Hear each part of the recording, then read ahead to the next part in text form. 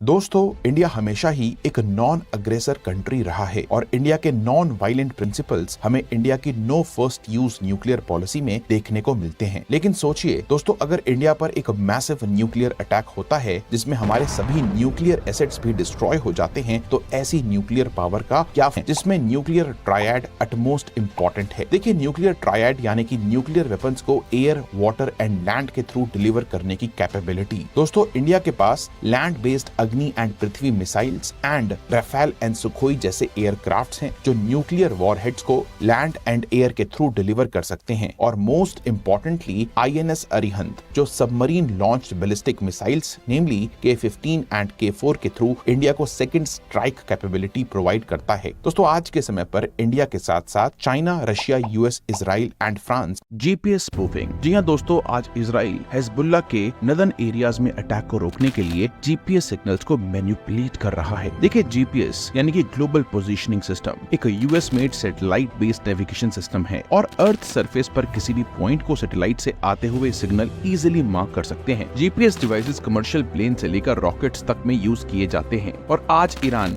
Southern Lebanon में Hezbollah को UCAVs और प्रिसीजन गाइडेड रॉकेट्स प्रोवाइड कर रहा है। और इजराइल की ये टेक्नोलॉजी GPS सिग्नल्स के साथ इंटरफेयर करके इन UCAVs और रॉकेट्स पर लगे GPS डिवाइसेस को कंफ्यूज करती है और उनकी पाथ को चेंज कर सकती है। दोस्तों, ये टेक्नोलॉजी रशिया ने भी यूक्रेन के ड्रोन्स के अगेंस्ट यूज करी थी। और दोस्तों, रिपोर्ट्स की माने तो इजराइल ऑलरेडी हिजबुल्लाह के रॉकेट्स को मैनिपुलेट करने के लिए नदन इजराइल में इस टेक का यूज कर रहा है। तो दोस्तों, क्या इस तरह से दूसरे पोजीशनिंग सिस्टम्स के सिग्नल्स को भी मैनिपुलेट किया जा सकता है? कमेंट्स में हमें जरूर बताएं।